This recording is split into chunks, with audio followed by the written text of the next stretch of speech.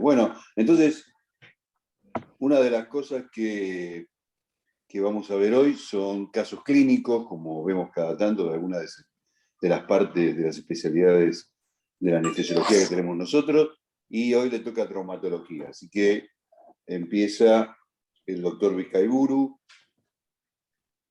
y va a presentar un caso que después discutimos.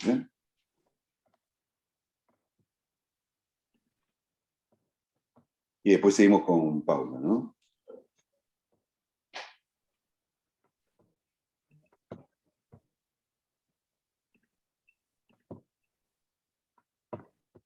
Bueno, cuando quieran empiezo. Sí. Cuando quieras vos, adelante. Listo. Bueno, el caso que voy a presentar es un paciente que tuvimos en ortopedia este año, un paciente que se sometió a cirugía de escoliosis, y el paciente, la patología que tenía es que tenía hecho una cirugía frontal, o sea, tenía un ventrículo único. Vamos a hablar un poco de la fisiología de estos pacientes y las implicancias que tienen la posición quirúrgica de una cirugía de columna justo en este tipo de pacientes.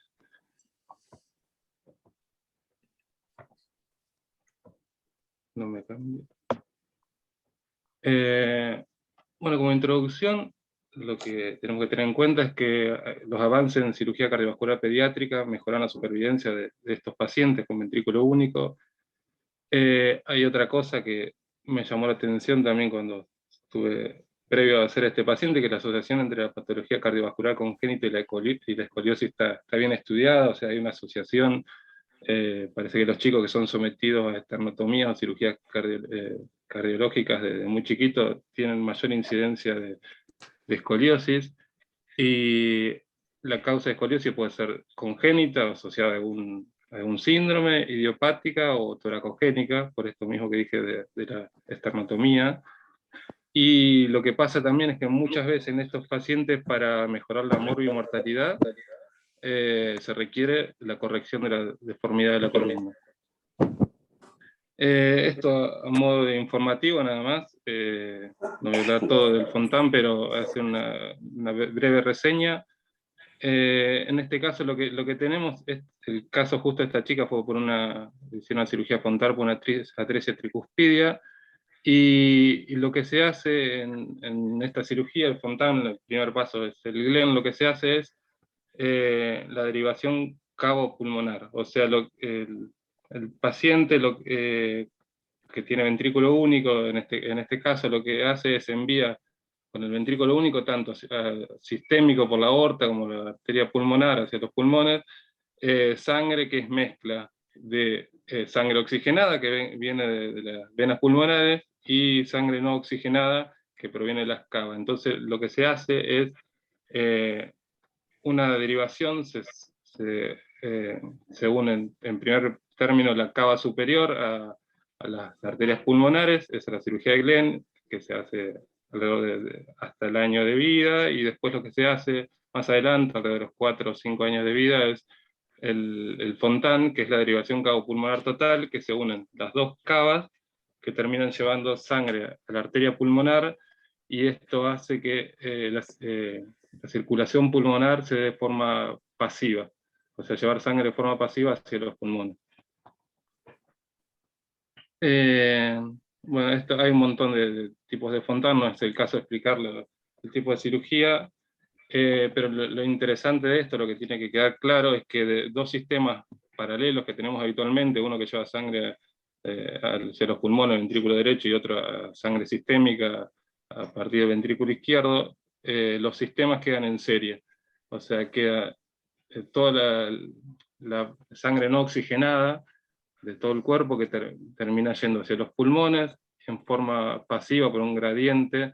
Después vamos a ver que es muy importante mantener la presión venosa central alta para que el gradiente sea positivo y llegue al único ventrículo funcionante. Y del ventrículo único funcionante pasa todo a nivel sistémico, irriga todos los órganos y vuelve a través de las cavas hacia los pulmones. Esto tiene implicancias anestésicas que nos cambia un poco el tipo de anestesia, o sea, tenemos que mantener una buena presión venosa central acá para mantener el gradiente, y tenemos que tener cuidado porque el cuello de botella de todo este sistema en serie son los pulmones, es todo el sistema capilar pulmonar, y que se ve afectado por un montón de cosas, de hipoxemia, hipercarbia, acidosis, PIB, la ventilación mecánica.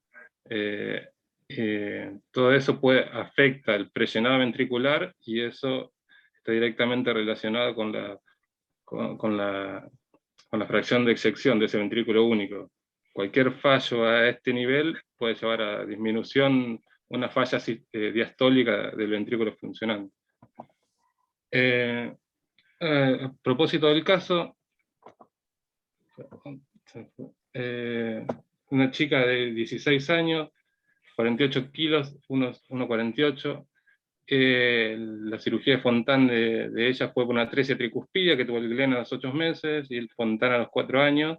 Y 4 días antes de la cirugía de escoliosis tuvo cateterismo y embolización de la circulación transpleural, que se hace, en general se busca este tipo de circulación previa a una cirugía grande. Esto sería la cirugía completa del Fontán. Un electrocardiograma normal, una espirometría con una incapacidad ventilatoria restrictiva leve, que también es algo normal en los chicos con escoliosis. La cirugía que se hizo fue una artrodesis vertebral posterior, de T3 a L4, o sea, esta incisión muy grande, con mucho riesgo de sangrado. Y acá está la imagen radiográfica posterior con toda la artrodesis que le hicieron. El tipo de incisión, el tipo de cirugía también va a incidir mucho en este tipo de pacientes. O sea, es una cirugía que ya de por sí tiene mucho sangrado. Y cualquier cambio en la precarga, ya vimos lo que le puede afectar a estos pacientes con Fontán. Los accesos que tuvimos fue un acceso venoso, un 18G para dormirla, y una vez que estaba dormida pusimos una vía central doble lumen, otro catéter venoso periférico 14, una vía arterial, y ventilatorio.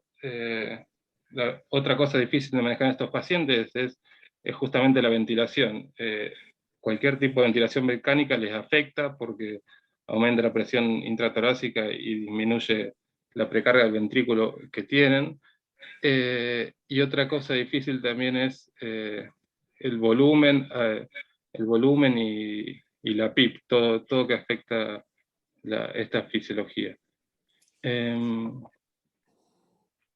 La cirugía, bueno, acá tenemos el tiempo de duración de la cirugía, fueron 4 horas 20 de cirugía y 5 horas y media de anestesia, y acá tenemos los ingresos, que fueron bastantes. Los que más fueron 303 litros de cristaloides, albúmina, 2 glóbulos rojos y 985 mililitros de Cell-Saver, que ya para que recupere eso el Cell-Saver, el paciente ya sangró bastante. Es mucho más de lo que tenemos acostumbrado en este tipo de cirugía. La diuresis de 2000, y la extubamos en quirófano, que es lo mejor para estos pacientes, la ventilación espontánea. En cuanto a la anestesia, bueno, usamos TIVA porque este tipo de cirugías se hacen con potenciales evocados, o sea, están todo el tiempo mirando, hay un neurofisiólogo que está mirando la indemnidad de la médula espinal, a ver si hay alguna complicación neurológica. Y después la analgesia fue paracetamol, ketorolac, morfina, 5 miligramos de morfina, va a ser 1 kilo. Y acá tenemos el parte anestésico, y acá se ven todos los valles y picos que justamente son las hipotensiones por falta de precarga o por sangrado, y que responden inmediatamente al bolo de fluido. Otra cosa importante de justo esta patología, tenemos una patología que depende mucho de la precarga, y lo tenemos boca abajo, con una cirugía de columna que apretan el tórax. Todas las cirugías boca abajo de esta ya te disminuye la precarga, ya te disminuye el retorno venoso de los miembros inferiores por la posición, y tenés una cirugía que están apretando el tórax continuamente, que para estos pacientes es lo peor que puede pasar. Lo que hicimos fue, después de acomodarlo, fue algunas pruebas de compresión torácica, a ver si soportaba las compresiones torácicas. Lo hicimos previo a la cirugía, a que empiece la cirugía, y hicimos previamente, lo hicieron los cirujanos antes que hagan la corrección de la escoliosis, que es otro punto importante en este tipo de cirugía. Otra cosa que hablaban de estos, no hay mucho, lo que hay son publicaciones de series de casos, porque la verdad es una patología, ahora se está haciendo más común, pero por suerte es una patología rara para nosotros, y justo en este tipo de cirugías, o sea, boca abajo, hay varios publicados, pero para cirugía no cardíaca, pero no para escoliosis. Y lo que hablaban en las series de casos que recomendaban hacer es tener una camilla estéril adentro del quirófano, por si hay algún paro cardíaco, una complicación que vamos a ver que son frecuentes en este tipo de pacientes. Entonces ya tenía las posibilidades, si pasaba algo, de algún paro cardíaco, tener una camilla estéril en quirófano, dar la vuelta y ya poder reanimarlo. Nosotros no tuvimos la camilla dentro del quirófano, pero teníamos la camilla afuera y teníamos campos estériles preparados en la mesa de instrumentación por si hacía falta. Otra cosa que nos pasó acá fue complicaciones, hubo hipotensiones, pero respondían rápidamente a vuelo de fluidos.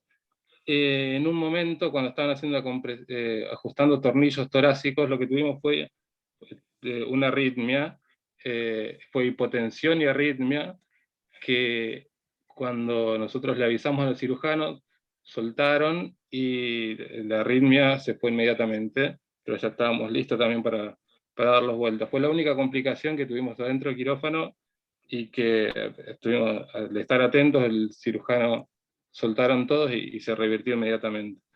Y otra cosa que lo he encontrado también en alguna serie de publicaciones de casos, lo que se ve es que se veía que lo describieron como que a las 4 horas el estar boca abajo, un fontán, empieza a descompensarse.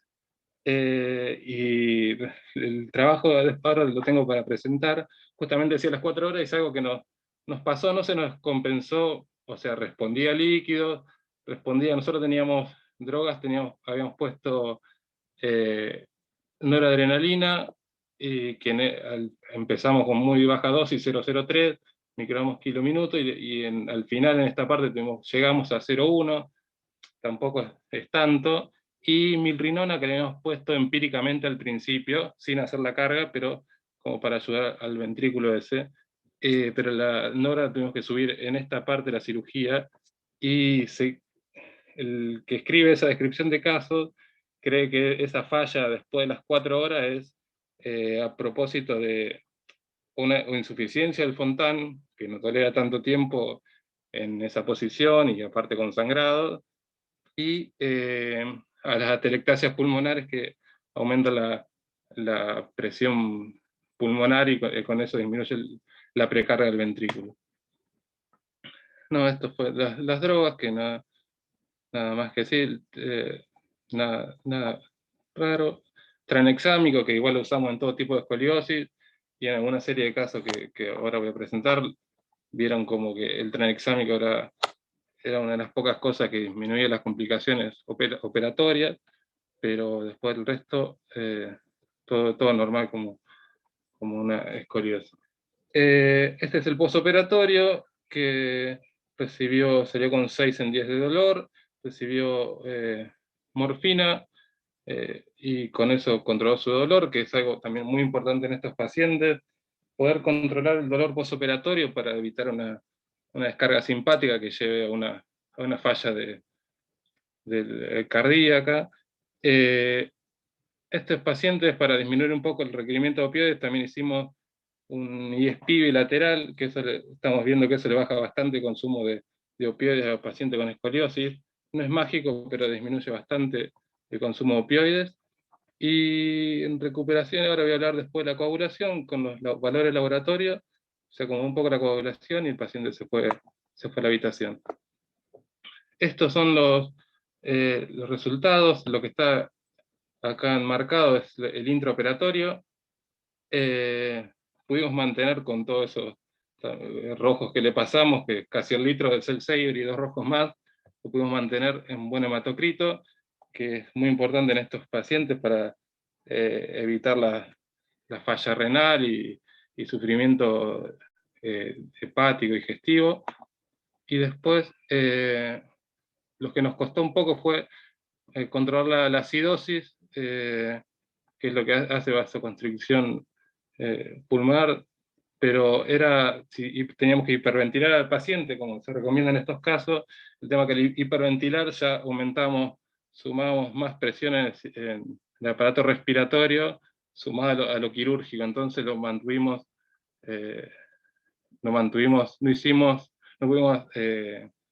bajar el CO2, o decidimos no bajar el CO2 de todo, dejar un poco de acidosis, pero para mantener una buena presión respiratoria. El láctico, lo máximo que subió fue 246, y después la parte de coagulación en realidad fue dentro de lo normal para un paciente de escoliosis que sangra, y sangró un poquito más y hizo una coagulopatía por consumo, se le pasó fibrinógeno y factor de coagulación, y con eso después anduvo bien todo el postoperatorio. Ahora la discusión de este caso, hablar un poco de los trabajos que hay, y primeramente esto es lo que decía, que hay varios trabajos que lo que ven es que hay aumento de la relación entre pacientes que sufrieron una cirugía cardíaca siendo chicos y el desarrollo de escoliosis. O sea, es algo que estamos con una cirugía en un paciente que está predispuesto a hacer escoliosis. Son pacientes, este tiene 800 y algo pacientes, y este 400 pacientes, y hay otros trabajos así más chicos, pero varían desde un 12% de aumento de probabilidad de tener escoliosis en chicos que tuvieron cirugía cardíaca, y este habla hasta de un 40% de probabilidad. Después, hablando un poco de la fisiología de Fontana y este tipo de cirugía, que ya más o menos lo hablamos, lo importante que es mantener el gradiente, o sea, con una presión venosa central alta, para que la difusión, el gradiente pasivo pase por los pulmones y llegue al ventrículo. Hay un montón de fisiología de Fontana escrito, aparte de que hay gente que sabe más que yo de eso, pero el tema es justo en este tipo de cirugía, tenemos una cirugía que afecta en varios lados a la fisiología del Fontán. La posición quirúrgica, la presión torácica. Hay algo también que, como es una cirugía rara, es difícil, no encontré una forma que usen para medir el llenado ventricular, es muy difícil. Algunos hablaban de medir la presión Welch pulmonar, otro de ecocardio transesofágico, pero muy pocos lo usaban, y eso la verdad sería lo ideal para evitar una hipovolemia oculta y que el paciente se compense rápidamente cuando ya no tiene precarga en ese ventrículo. Y esto es más de lo mismo, cómo está en el sistema de presiones en un corazón normal, el ventrículo izquierdo, la aorta, la resistencia sistémica, llega a la aurícula derecha, y el ventrículo derecho aumenta la presión para mandar a la arteria pulmonar. En el Fontán tenemos el único ventrículo que eleva la presión para pasar por todo el cuerpo, por todos los órganos del cuerpo. Pasivamente pasa por la conexión, esta es la resistencia, la conexión cabo-pulmonar, y después por la resistencia pulmonar, y es justamente acá donde está el cuello de botella. Hay trabajos que igual es lógico pensar que si vos tenés que tener una presión venosa central alta para lograr un buen llenado ventricular, va a haber aumento de sangrado en este tipo de cirugías, y este es un trabajo que busca la explicación de por qué sangran estos pacientes, y principalmente se debe a eso. Después, otra cosa, otra complicación para este tipo de cirugía, que pasa en todas las cirugías de escoliosis, son los cambios en el índice cardíaco cuando se pone en situación de prono. Y, o sea, ahora vamos a pasar un poco a las complicaciones.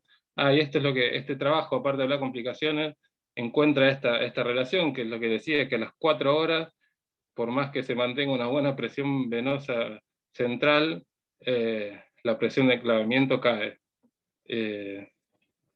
Y aparte, este trabajo habla estos son 7 pacientes, y como complicaciones describen 2 derrames pleurales nada más posoperatorios, nada más que eso. Después, hay más, son todos trabajos, reporte de casos, 6, 7 pacientes, hay uno ahora último de este año que son 23 pacientes, y lo que se ve son la verdad, las mismas complicaciones. Complicaciones intraoperatorias, un par hablan de pérdida de potenciales evocados, nada más, y después el resto son todas posoperatorias. Derrames pleurales, hubo un paciente que tuvo una falla cardíaca que necesitó reanimación, que fue por hipovolemia, y después Horner, síndrome de arteria mesentérica superior. Hubo complicaciones que son comunes en la escoliosis, pero lo que se ve, como este trabajo, lo que habla, que es del año pasado, lo que habla es buscar los efectos adversos posoperatorios, y lo que se ve es que en los que tenían ventrículo único, que en todos igual, en todos los casos que tenían eran 16, de los cuales 11, o sea el 68% tuvieron complicaciones posoperatorias, cualquier efecto adverso en el posoperatorio.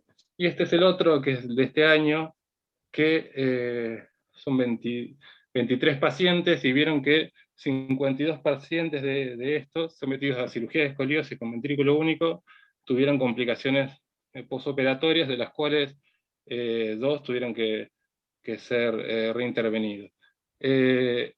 Intraquirúrgico tuvieron una falta de potenciales, y una arritmia un paciente con una arritmia que tuvo que ser reanimado en quirófano es de estos pacientes.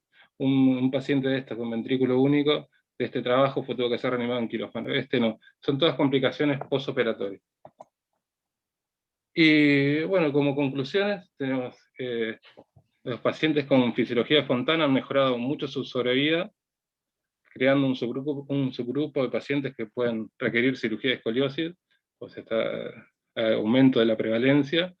El estado del circuito de Fontana debe ser evaluado, optimizado en el preoperatorio, como fue en este caso, que llegó acá con cirugía de Glenn y Fontana se habían hecho en otro centro, y vino acá y se lo investigó, se hizo en hemodinamia la embolización de la circulación transpleural, y la técnica anestésica debe adecuarse a estos pacientes. Nosotros generalmente en cirugía de escoliosis podemos hacer, cuando hacen toda la disección, hacemos una hipotensión, que es una relativa hipotensión, porque tenemos la presión media entre 60 y 65, para que el paciente no sangre tanto, y en estos pacientes eso no se puede hacer. Y cuando hacen la corrección quirúrgica, que enderezan la columna, ahí subimos la presión para evitar la isquemia medular. Pero en estos pacientes es necesario todo el tiempo mantener una buena presión venosa central, y conocer los tiempos quirúrgicos, tener buen diálogo con el cirujano durante toda la cirugía, y estar cualquier cambio mínimo en el laboratorio o en el intraquirúrgico que uno por ahí espera un poco, en este caso la corrección tiene que ser inmediata. Pero nada más. Bueno, Juanpi, muy bueno, muy interesante el caso. Eduardo, creo que querías hacer alguna pregunta, Cassini.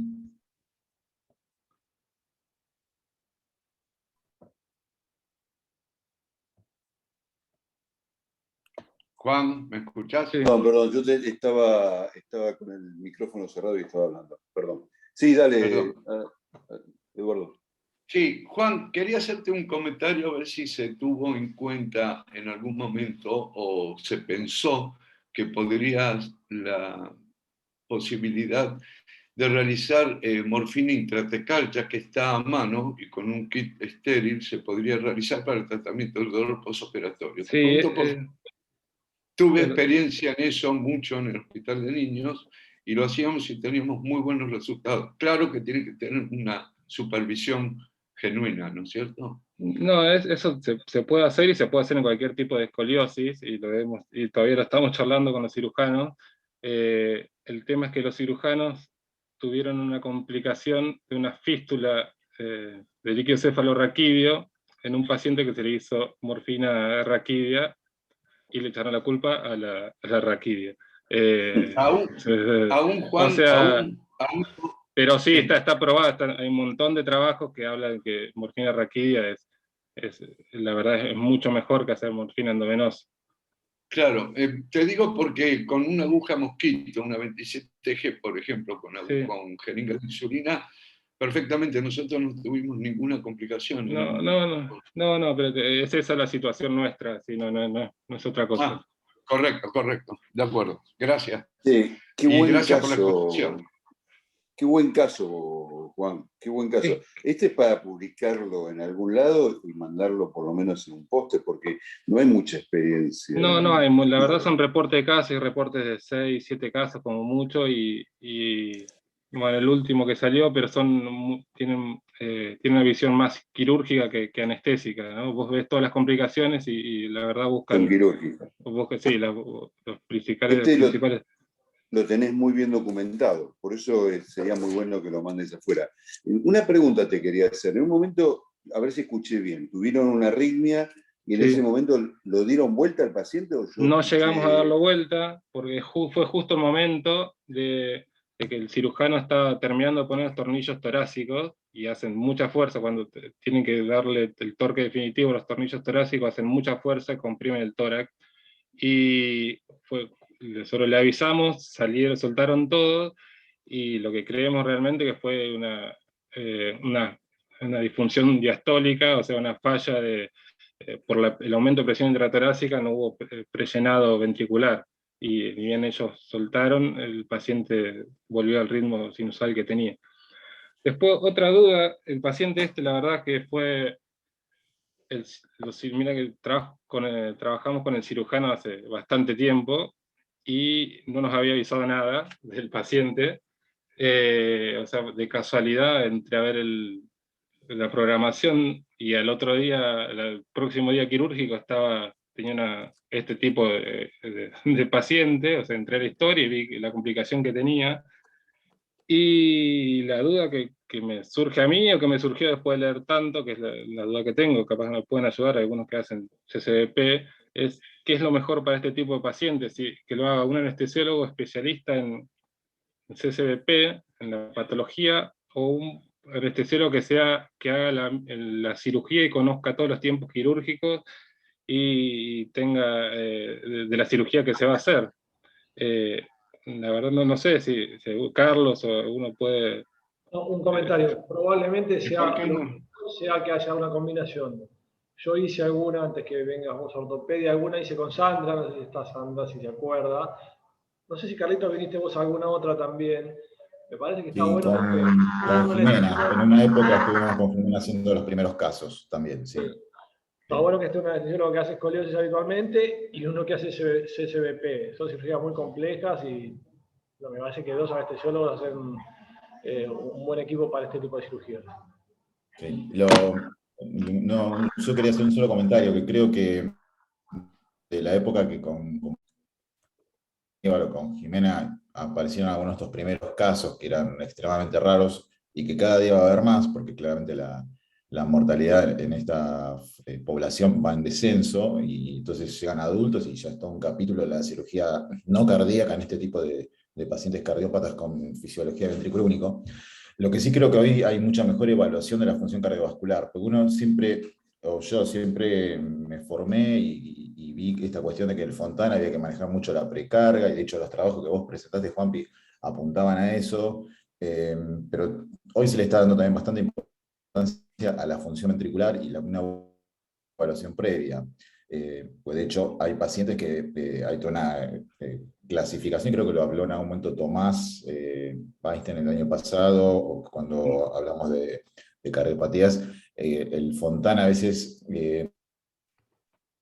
no son todos iguales, ¿no? Uno le pone nombre Fontán, pero hay pacientes de Fontán que andan perfecto, y hay otros que por diversos tipos de complicaciones empiezan a entrar en lo que se llama el Fontán en fallo, ¿no? Que puede ser por trombosis múltiples que tienen mucha circulación colateral, o porque la función ventricular empieza a fallar, por disfunción hepática, de una serie bueno, de motivos.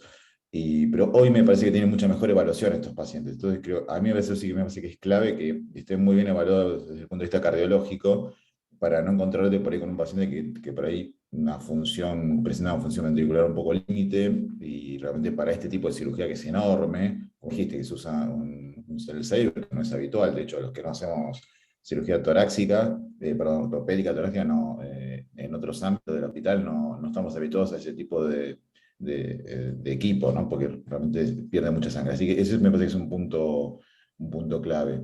Y el otro, quizás en el manejo, es el uso temprano de vasopresores, ¿no? No todo se maneja esto, a ver, lo hablamos acá un montón de veces desde otros ángulos, pero no es solo volumen, ¿no? El tema del tono vascular también es clave para que el paciente no se hipotensie. Y acá también es muy importante. De hecho, muchas veces me ocurre que el paciente con Fontán, que hay que hacer anestesia para otros procedimientos, quizás mucho más simples, y para ir a recomendaciones inmediatamente colocarle un vasopresor, porque si no, no empieza con el volumen, es interminable. Y acá no quiero imaginar, ¿no? Entonces, la recomendación de ustedes para este tipo de pacientes es vasopresores y volumen. Sí. No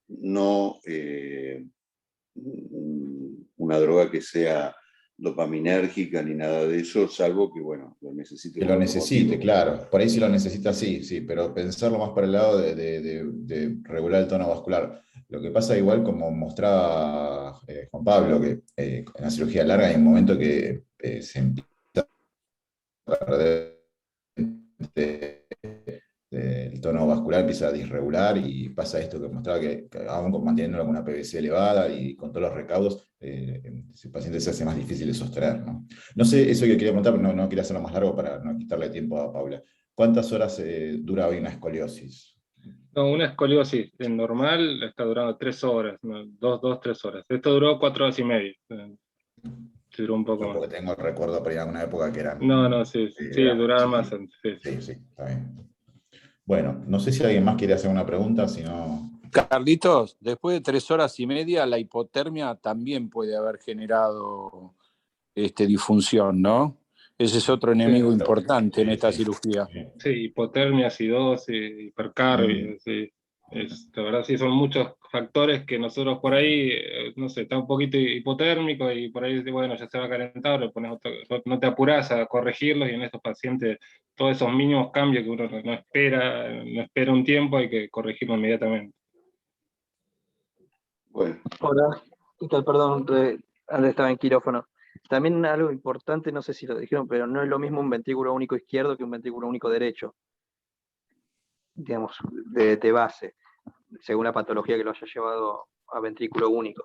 Y la disfunción que puede llegar a tener un ventrículo derecho siempre es mayor que la que puede tener un ventrículo izquierdo. perfecto. Bueno. Ahora, esos chicos tendrán que llegar, me imagino que pasan por prequirúrgico y te hacen un estudio muy importante, porque si no es un tema. Bueno, perfecto. ¿Hay más preguntas, chicos? Bueno, vamos con Paula, ¿no? Ahora, gracias, Juan. No. Buenísimo el tema, ¿eh? Aprovecho mientras Paula carga la presentación lo comentamos un poquito al principio, pero ahora que estamos un poco más presentes, a partir de septiembre vamos a cambiar el día de esta reunión de Ateneo para los martes. Permitimos a la gente que a veces está con gato o posguardia acomodarse mejor, tengan la posibilidad de participar, ¿sí? Para que no nos siempre el mismo día, un poco con la modalidad que teníamos pre-pandemia. ¿Se acuerdan que hacíamos mitad de año un día y otra mitad otro?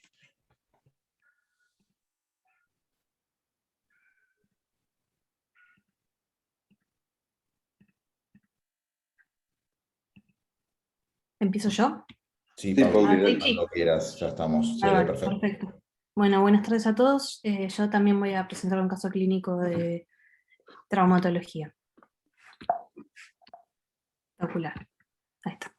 El caso que voy a presentar es una paciente femenina de 72 años, con antecedente de hipertensión, dislipemia, sobrepeso, con un BMI de 28, que estaba medicada con losartán, atorvastatina y alprazolam a demanda. Como antecedentes quirúrgicos, había sido colecistectomizada, tenía una cuadrantectomía mamaria sin vaciamiento axilar y cirugía de hallux valgus bilateral, las dos bajo anestesia regional. Niega poseer alergias medicamentosas y esta paciente estaba en plan de artroscopía de hombro derecho por manguito rotador. Y esta fue una cirugía que fue más o menos a las 2, 3 de la tarde.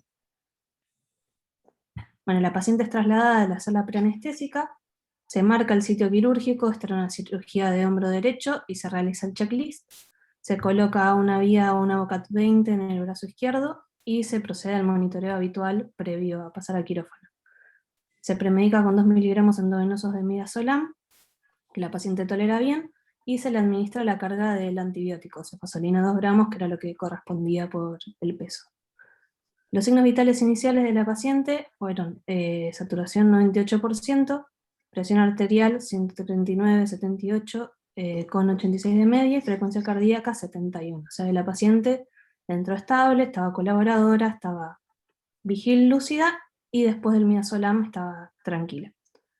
Se coloca acostada con la cabeza lateralizada hacia la izquierda y se procede a realizar un bloqueo del plexo braquial a nivel interescalénico, guiado por ecografía y neuroestimulación. Se pinta como habitualmente con un Pervinox, se esperan los 3 minutos, se colocan los campos y con una aguja Stimuplex se acerca a los troncos superior, medio e inferior, se localizan las respuestas y se rodean con 15 mililitros en total de una solución de anestésico local de lidocaína al 1% con ropivacaína, sin epinefrina. Tampoco se usaron en este caso ningún coadyuvante, no se utilizó un dancetrón, no se utilizó dexametasona ni ningún otro, y el bloqueo fue exitoso, y no hubo ninguna complicación inmediata. Se constata el bloqueo efectivo y se traslada a la paciente a quirófano. Esta foto no es de nuestra institución, pero es una que encontré fuera más o menos representativa para los que no están tan familiarizados con la posición en la que van estas artroscopías de hombro puedan más o menos verla. Bueno, la paciente se moviliza por sus propios medios, se traslada a la camilla de operaciones y se coloca en esta posición que se llama posición en silla de playa. Los pacientes están sentados, por lo general, se describen ángulos de entre 40 a 80 grados con respecto al horizontal, por lo general son más cercanos a 70-85 grados. Se le coloca monitoreo básico, por lo general es oximetría, presión arterial no invasiva, esto siempre es en el lado que no va a ser operado, por esto esta paciente tenía puesta la vía en el mismo lado del manguito, en el mismo lado del oxímetro. Así que, según el tiempo de repetición de la toma de la presión, se iba a estar interrumpiendo el monitoreo de la oximetría y el pasaje de la vía endovenosa. En estas posiciones ahora vamos a ver, pero no se recomienda que haya ni monitoreos ni vías, salvo que sea estrictamente necesario en miembros inferiores. Para esta posición lo que se hace es intentar proteger bien las zonas de decúbito, como son los talones y los glúteos. Se pone un realce al nivel de las rodillas, esto sirve para mejorar la posición y a la vez para mejorar el retorno venoso por compresión de los grupos musculares y no generar tanto éstasis. Se le pone un collar para sujeción de la cabeza y del cuello y se le ata a la silla, como se ve acá, se sujetan los brazos y básicamente esta es la posición en la que se trabaja. A la paciente se le coloca soporte de oxígeno y se procede a una sedación endovenosa con infusión de propofol, TSI y soporte de fenilefrina a 0,2 microgramos kilo minuto, teniendo un objetivo de presión arterial sistólica mayor a 90 milímetros de mercurio. Bueno, en este momento comienza la cirugía, se colocan los portales y comienza la artroscopía. Esta comienza sin ninguna complicación y a los 10 minutos la paciente presenta un episodio de hipotensión, una sistólica de 55 y una diastólica de 30. Se repite la toma que se confirma y lo que se realiza en este momento es aumentar la infusión de fenilefrina seguida de una expansión de 250 mililitros de cristaloides. A la vez vemos que la paciente deja de respirar, por lo que se maniobra la vía aérea, se intenta desobstruir, esto no funciona y se comienza a ventilar con máscara facial, sabiendo lo dificultoso que es, ¿no?, en la posición en la que estábamos y con los campos y la cabeza tapada. Se procede a suspender la infusión de propofol y en este momento se vence una bradicardia de 35 latidos por minuto. Se administran 0,7 miligramos de atropina endovenosa, la paciente persiste hipotensa, con pulso central palpable, aunque débil y lento, y en este momento se administran 30 miligramos de efedrina. Se solicita al equipo quirúrgico detener el procedimiento, colocar a la paciente de manera horizontal, se solicita ayuda y el carro de paro. Básicamente concurrió ahí porque en ese momento la paciente recupera la ventilación espontánea, recupera la frecuencia cardíaca y recupera la presión arterial. La paciente ya no estaba sedada, se le interroga y está orientada, niegan algún síntoma agregado, se le interroga a ver si tiene acúfenos, si tiene algún gusto metálico en la boca, etc. Y ninguno. Y el bloqueo permanecía siendo efectivo. En este momento la cirugía está en stand-by, después se decide continuar con la paciente sin ningún tipo de sedación. Entonces, en este momento, ¿cuáles serían los diagnósticos diferenciales que uno se plantea?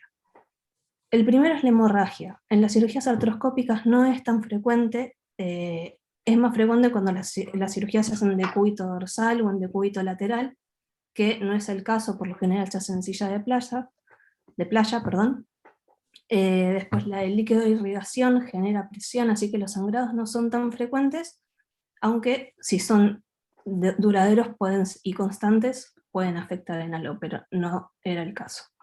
Con respecto a la anafilaxia, se le buscó si había algún signo cutáneo.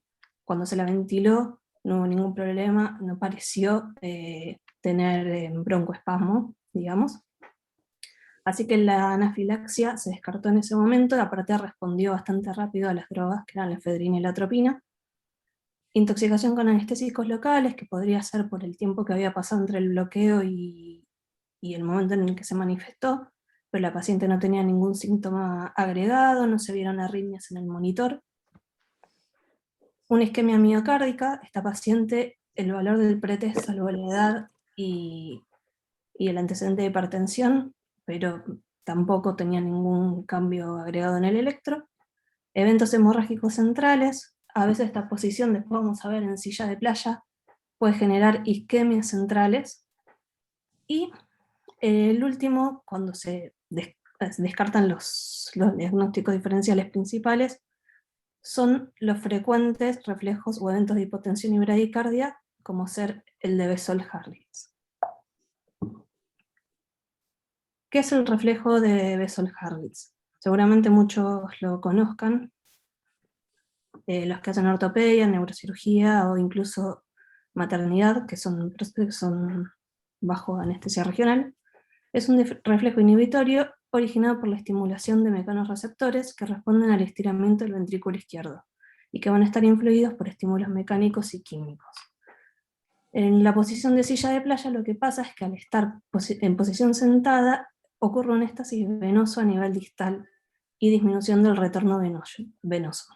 Entonces esto activa el sistema simpático mediado por varoreceptores carotídeos y genera hipercontractilidad cardíaca por efecto adrenérgico. Esto aumenta aún más si hay adrenalina exógena, por ejemplo, en un bloqueo que se use el anestésico local con epinefrina. O incluso, que en nuestra institución no se suele hacer, si el traumatólogo, para disminuir el sangrado que puede molestar el campo visual, utiliza adrenalina en la solución de irrigación. Este no fue el caso. Y este ventrículo hipercontráctil por el efecto simpático, con bajo volumen sistólico por el éstasis venoso de la posición, lleva a una activación parasimpática, que son fibras C tipo amielínicas intramiocárdicas, generando bradicardia e hipotensión. Este reflejo es más frecuente en pacientes con tono simpático basal aumentado. Frecuencia cardíaca o TEA alta, esto puede ser por estrés, por ejemplo, o si, no sé, el bloqueo no hubiera funcionado y la paciente manifestaba dolor, o si la paciente no estaba bien sedada. ¿Cuál es la presentación clínica? Que a veces no la perdemos porque por lo general se hacen bajo sedación, o a veces incluso anestesia general. Es bastante similar a la de un síncope. Es una sudoración fría, puede haber mareos, bostezos, una sensación nauseosa, hipotensión arterial y bradicardia. Pueden darse en procedimientos anestésicos, sobre todo en neurocirugías, que estos pueden estar condicionados por la posición, y se da sobre todo en cirugías de desplaquetamiento, cirugías de cabeza y cuello, cirugías de miembro superior, y cirugías laparoscópicas abdominales, y a esto hay que sumarle el efecto del neumoperitoneo. La característica es que responden rápidamente al tratamiento con efedrina de 0,1 a 0,3 miligramos kilo y de atropina 0,1 miligramos kilo. Hablando de todo el estímulo simpático, se ha visto en estudios con beta-bloqueantes que no es satisfactorio el uso profiláctico de beta-bloqueantes perioperatorios, aunque sí se ha visto que pacientes que vienen beta-bloqueados y no son suspendidos, en el perioperatorio tienen menor incidencia de este fenómeno. Con respecto a los cambios hemodinámicos de esta posición, como dijimos antes, hay redistribución del flujo venoso, principalmente en las extremidades inferiores. Esto determina una caída de la precarga. Disminuye el gasto cardíaco y la presión a un 20% de la basal. Esto pasa aún más si el paciente está ventilado mecánicamente. Recordemos que esto genera aumento de la presión intratorácica y disminución incluso más del retorno venoso. Una caída de la presión de perfusión cerebral del 15%. Un individuo no anestesiado lo puede compensar con un aumento de la resistencia periférica y de la frecuencia cardíaca aproximadamente del 15%, pero si el paciente está sedado o está bajo anestesia general, estas respuestas simpáticas pueden estar inhibidas. Y aparte, los efectos de las drogas anestésicas que nosotros solemos utilizar generan vasodilatación. A la vez, la hipovolemia estimula la liberación plaquetaria de serotonina, y esta va a actuar en los receptores serotoninérgicos acoplados a proteínas G del endotelio vascular y a nivel cardíaco, estimulando la producción de hipotensión. ¿Por qué se elige esta posición? Esta sí está tomada en el hospital. Preferentemente es por decisión del cirujano. Los cirujanos suelen entrenarse en esta posición y la suelen preferir. En otros países se puede hacer también en decúbito lateral. Les es más fácil colocar al paciente, tiene una mejor visión intraarticular para la artroscopía, es más anatómica de todos los grupos musculares, por ejemplo, y tendones que forman el manguito rotador, genera menor pérdida sanguínea, genera menor neuropatía por tracción del plexo braquial, y es más fácil de convertir a una cirugía abierta en caso de necesitarse. ¿Y cuáles son las desventajas? La inestabilidad hemodinámica que genera. Estos son los eventos de hipotensión y bradicardia que tienen aproximadamente, según los reportes, un 20% de incidencia, que es difícil manejar la vía aérea. La decisión de cómo se va a manejar la tenemos que tomar previa a que comience la cirugía, ya que después es muy difícil abordarla. También se dificulta el monitoreo no invasivo y que puede generar lesiones por decúbito. Igual estas cirugías suelen ser cortas, así que no suelen ser tan graves. Con respecto a la técnica anestesia, lo que se suele hacer es un bloqueo del plexo braquial a nivel interescalénico, y en quirófano se complementa con una sedación, con soporte de oxígeno por máscara facial o cánula nasal, o con anestesia general, que por lo que decíamos antes, ya que si llega a fallar el método es difícil de cambiar, se suele optar por el tubo endotraqueal y no por la máscara laríngea.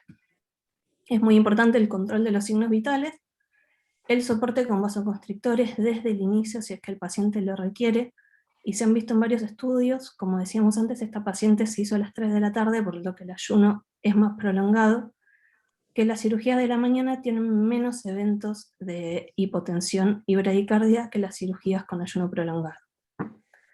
Muchas publicaciones recomiendan el uso de monitoreo de la oxigenación cerebral y evitar en estos casos la hipotensión controlada. Esta es una foto más o menos de cómo se ve el campo quirúrgico, que a veces hay sangrados mínimos que al cirujano le entorpecen mucho. Entonces se ha solicitado, ahora ya se ha dejado de hacer, pero que se hiciera hipotensión controlada en silla de playa está desaconsejado. Con respecto al monitoreo es muy importante compensar la posición y corregirla. Siempre hay que considerar que la distancia al polígono de Willis, más o menos en un paciente a 80 grados, puede llegar a ser hasta de 40 centímetros, y de que por cada 1,25 centímetros hay un gradiente de 1 milímetro de mercurio. Entonces, si nosotros estamos tomando la presión en el brazo, seguramente hay una diferencia con la real a nivel central de 20 a 30 milímetros de mercurio. Esto tampoco es del todo, digamos, consensuado. Hay dos teorías. Está la teoría del circuito cerrado sifón, donde todo el circuito arterial y el venoso están conectados y la gravedad compensaría esta posición.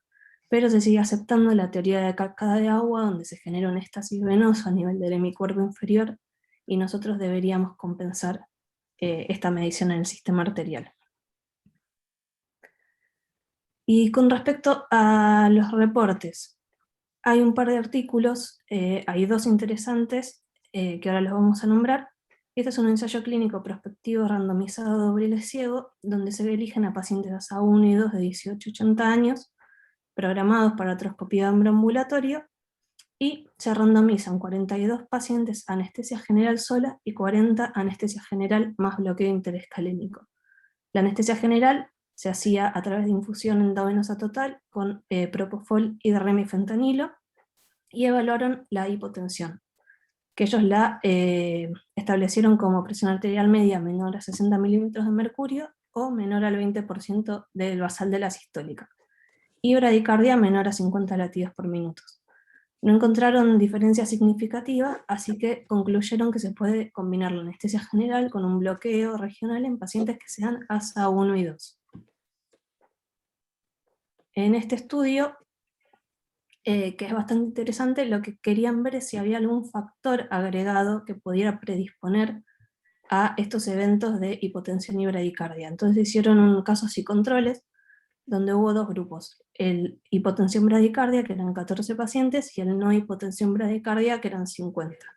Se buscó en la historia clínica datos demográficos, medicación anestésica utilizada durante la cirugía, cuál fue el sitio de bloqueo, si se usó o no epinefrina junto a los anestésicos locales, cuál fue el grado del bloqueo y cuál fue el porcentaje de cambio en la frecuencia y la presión arterial, desde el año 2010. Se observó que en el grupo de hipotensión bradicardia había más bloqueos que se realizaban del lado derecho, que se obtenían de este lado menor bloqueo sensitivo a nivel C8 y T1 y más necesidad de suplementación con fentanilo. Ellos lo adjudicaban a el fracaso del nivel del bloqueo e incomodidad del paciente, disconfort del paciente. Y concluyeron que el bloqueo del lado derecho puede bloquear el ganglio estrellado, aumentando los fenómenos de hipotensión en silla de playa. Claramente, o sea, el nivel de este estudio, a pesar de que es interesante, necesita un prospectivo randomizado para ver si esto puede ser cierto, para que tengamos alguna información y saber que aquellos que sean del lado derecho pueden llegar a tener más incidencia de estos efectos. Y este es un metaanálisis donde incluyen en cirugía electiva de hombro todos los eventos de bradicardia e hipotensión que hay, y dicen que hay una incidencia de bradicardia del 9,1%, de hipotensión del 14,9% cuando hay bloqueo con o sin sedación, y de 22,7% cuando hay bloqueo y anestesia general. Concluyen que los eventos son de peor pronóstico cuando hay anestesia general de por medio, que el uso de beta-agonistas o de fentanilo no aumenta el riesgo de estos episodios en pacientes con bloqueos, pero sí en casos con anestesia general, que los episodios de bradicardia son máximos cuando se usa fentanilo, pero que falta evidencia para asociar desencadenantes. Por último, se ha estado estudiando el ondansetron como bloqueante serotoninérgico para prevenir la incidencia de estos eventos, y ya que la hipovolemia activa la plaqueta, esta libera serotonina y activa en quimiorreceptores cardíacos, la estimulación de los receptores aumenta la actividad del nervio vago. Entonces, si nosotros bloqueamos los receptores de serotonina, se podrían reducir estos eventos. Owetsuk esto lo reportó en anestesia regional, anestesia raquídea, y encontró que el ondansetron bloqueaba los eventos vasculares. Y en este estudio del año 2014 se randomizaron 150 pacientes en 3 grupos. A uno se le administró previo a la cirugía 4 miligramos de ondansetron, a otro 8 y al otro placebo solución fisiológica, y concluyeron que el ondansetron endovenoso reduce estos episodios en cirugía artroscópica de hombro. Un 20% tiene una incidencia de 20%, perdón, en pacientes a los que se administra solución fisiológica, 6,1 cuando se administran 8 miligramos y 6 cuando se administran 4 miligramos. Y lo que sí hay que observar, que esto por ahí después no lo puede comentar Dolor, es que observaron que se disminuía un 20% la duración del bloqueo analgésico, al bloquear los efectos analgésicos de la serotonina. Entonces, como conclusión, tenemos que estar alertos cuando posicionamos a un paciente en silla de playa, porque el reflejo de Bessel-Harris tiene un 20% de incidencia.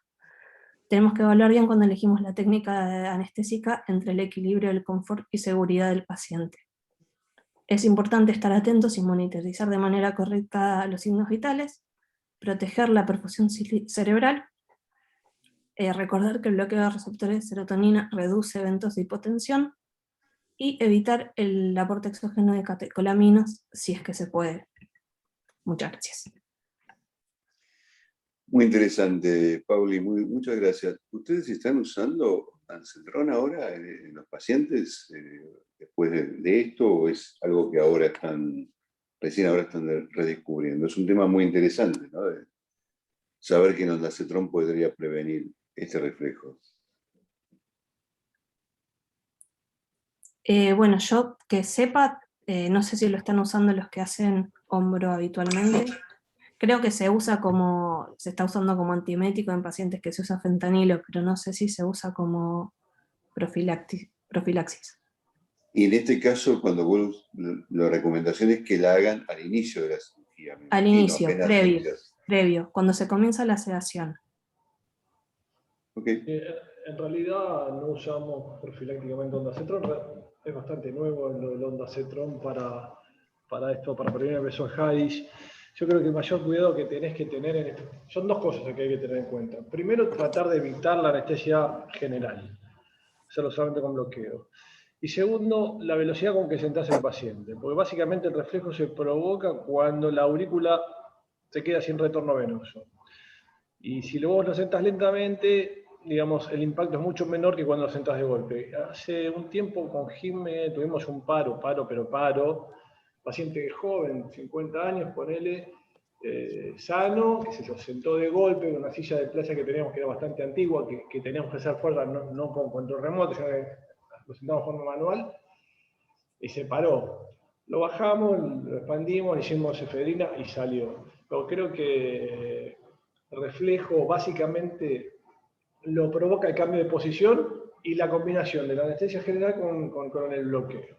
Si vos lo bloqueás, tenés esos cuidados, es muy raro verlo, muy raro. O sea, lo que sí evitamos ahora en las cirugías de hombro es la anestesia general, por el reflejo y por la hipoperfusión cerebral. Está bueno traer el INVOS, que es el que mide la saturación cerebral de oxígeno. En un momento lo tuvimos acomodado, pero es muy cara. No sé si en Central la usan para cardio, ¿no? En algunos casos creo que sí.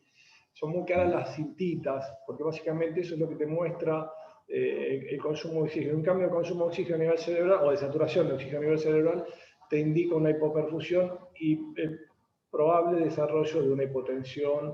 Eso digamos que es predictor de la hipotensión y del reflejo de Bessel-Harris. Pero bueno, no lo tenemos. Pero lo vemos poco. Si tenemos esos cuidados, se ve muy poco. Yo conocí un caso bastante trágico de un anestesiólogo que sabía que hacía muy bien bloqueos y que hizo un bloqueo para este tipo de cirugía a un familiar de él, y el familiar terminó teniendo un paro y falleciendo. Sí, y demuestra que este tipo de cirugía no es nada banal y necesita mucha atención, ¿no? De parte del anestesiólogo. Sí, ¿te acordás, Carlos, que en una vez vino Algueiro a hablar que había 4 casos en la Mutual de isquemia cerebral? Pero básicamente esos casos, que fueron todos en una misma época, se dieron fundamentalmente por esto que decía Paula, de no tener en cuenta la diferencia de la presión de perfusión y lo que vos medías en el manguito. Inicialmente muchos anestesiólogos por ahí ponían el manguito en la pierna, entonces tenías una presión media de 70 medida en la pantorrilla, y tenías una columna hidrostática de 80, 90 centímetros, claro, con lo cual tenías un valor que no era el real. Entonces, en estos casos lo que pasó fue hipoperfusión cerebral por hipotensión sostenida. Agregado el paciente intubado con una disminución del retorno venoso por la presión positiva de la ventilación, y fue una catástrofe. Hubo como 4 o 5 casos. De hecho, un traumatólogo del hospital, como el más conocido Jiménez que mío, tuvo un caso en la clínica de él en zona sur. Hubo varios casos. Eso puede ser porque en un momento determinado empezaron a usar esta posición, porque antes no era tan frecuente, y de golpe es como que se volvió más popular, y no estábamos tan preparados a conocer la fisiopatología de esta posición, ¿no? Sí, la realidad es que esta posición se usa ya cuando yo empecé en ortopedia. En ortopedia, en nuestro hospital, empezaron en el 2002 con esta cirugía de hombro artroscópica, y empezaron ya directamente con esta posición. Los europeos lo ponen más en decúbito lateral, traccionando el brazo, pero tenía él es más incómodo a ellos, más sangrado, y tenía mucha lesión, mucha neuropraxia. Entonces empezaron a usar esta posición sentada, y realmente que empezaron a surgir estas complicaciones a partir de la instauración de esta posición para cirugía de hombro. Bueno, después se fueron estudiando todas esas pequeñas cosas que hicieron que la complicación casi ya no aparezca. Pero yo creo que lo fundamental acá es tener esos cuidados, estar en el espacio del paciente, evitar la anestesia general. Yo te diría que hoy ni las prótesis de hombro, hombro casi no se duerme ningún paciente. Con el bloqueo y una sedación con Propo andan muy bien. Y bueno, y con eso no tenés mayores complicaciones. Nosotros tenemos un volumen muy grande de pacientes, y la verdad que tenemos muy poca complicación. No, y como dice Aníbal, esta incidencia por ahí son fenómenos muy banales. Nosotros estamos acostumbrados a ver bradicardias, hipotensiones, que casos graves, como dice Aníbal, se dan cuando uno no es cuidadoso haciendo el bloqueo y tiene que coadyuvarlo durmiendo al paciente, usando opioides, y es ahí donde por ahí puede ser más grave el fenómeno. Si no, pasa como inadvertido, como una pequeña bradicardia que se resuelve, una pequeña hipotensión que se resuelve. Ahí lo importante es conocer lo que está pasando, digamos, saber que está muy asociado a la posición. O sea, si vos entras a un paciente y de repente ves que tenés una bradicardia en hipotensión, lo que tenés que hacer rápidamente es acostarlo y hacer efedrina. La feni en estos pacientes no es buena. Hay que hacer efedrina siempre. Aunque no tengas bradicardia, tenés hipotensión, solamente efedrina, porque la presión de perfusión cerebral depende mucho más del gasto cardíaco que del tono vascular. Entonces la cirugía de paciente sentado, te diría que la feni la puedes tener ahí algo basal, muy chiquita, muy bajita, pero cuando tenés una hipotensión, la droga de elección es la efedrina. Qué bueno, ¿eh? Hoy aprendimos un montón de cosas que habitualmente no vemos, algo que se ve. Bueno, esta posición también se usa mucho en neurocirugía, se usa en neurocirugía también. Me imagino que deben tener estos mismos problemas hemodinámicos. Sí. Sí, en neurocirugía se usa, por ejemplo, para cirugía endoscopia de hipófisis. Claro, se usan sentados, en la fosa posterior. Bueno, buenísimo. No sé si ¿alguien quiere preguntar más o quiere aportar alguna otra cosa? Bueno, gente, qué interesante, ¿eh? Muy interesante los dos casos. Muchísimas gracias. Bueno, no sé, nos vemos la semana que viene, ¿está bien? No hay más preguntas. Muchísimas gracias a todos. Gracias. Hasta luego. A todos.